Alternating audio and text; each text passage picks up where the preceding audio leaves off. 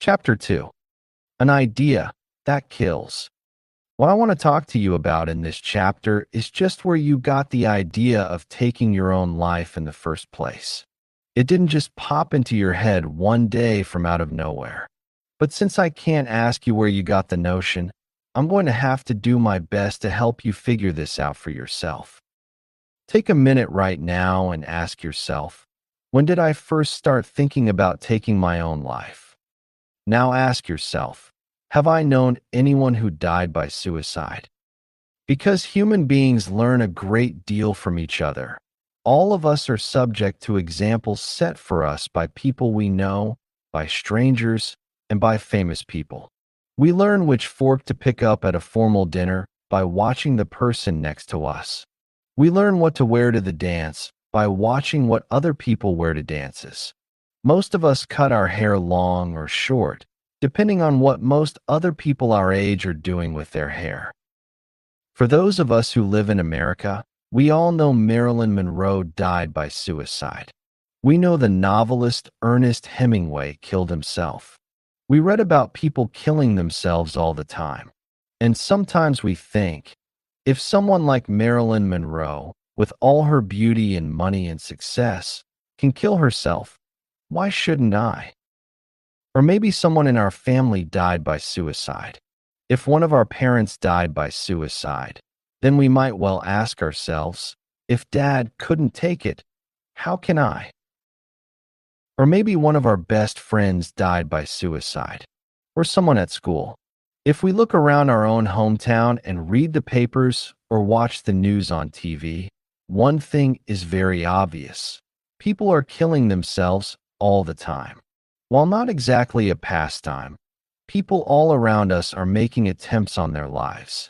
In the time it took you to read this small section, someone, somewhere in the world died by suicide and dozens more made an attempt. According to the World Health Organization, suicide is a leading cause of premature death. It is estimated more than 1 million people die by suicide each year in the world, or more than 2,700 people per day, and approximately 80 of these are Americans. What does this tell us? What this tells us is that we got the idea of dying by suicide from someone else. We didn't think of this solution all by ourselves. Suicide is hardly a new idea, and people have been doing it for as long as there have been people. And so, if we somehow have got hold of the idea of solving our problems by suicide, then we must have got it from someone, a friend, a family member, a famous person. Someone, somewhere has shown us that suicide is something we too can do.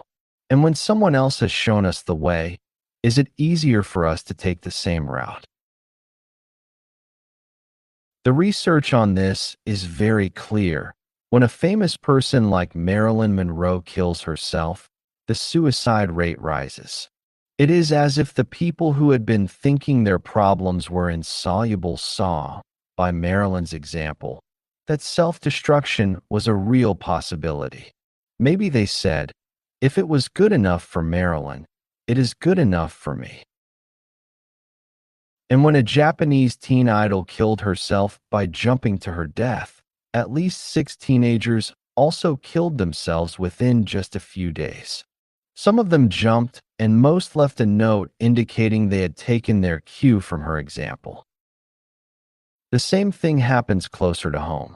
When 1 or 2 kids in a high school kill themselves, more kids are likely to kill themselves.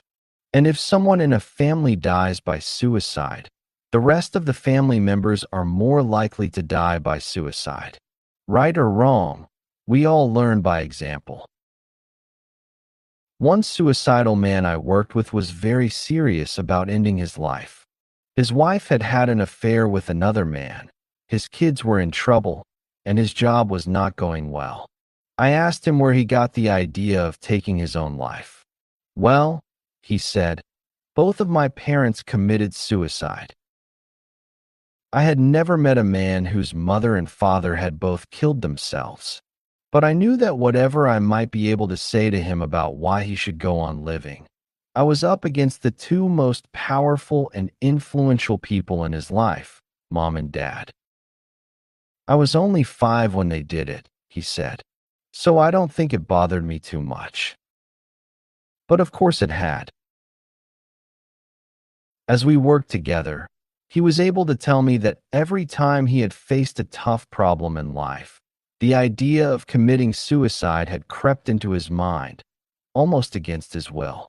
It was as if, despite his promise never to kill himself as his parents had, he could not stop thinking about it. And now that his life was going very badly, he could not keep the thoughts out any longer. So in a way, this man really had no chance to avoid thinking about suicide. It had been there since his first memories. It was as if his parents had given him a terrible gift. They had shown him that, when life becomes unbearable, this is what you do. So I need to ask you once again, just where did you get the idea of taking your own life? Has someone who was close to you shown you the way? Has a parent or a grandparent or an uncle or an aunt or a friend set an example for you? Or have you compared your misery with someone whom you thought you knew and decided that if suicide was good enough for them, it is good enough for me? If your answer is yes, then I will ask you one simple question. Is your life, your problem, your particular pain exactly like theirs? Are you an identical person in an identical crisis? I think your answer has to be no, because, like it or not, we are all entirely separate, entirely different, entirely unique human beings.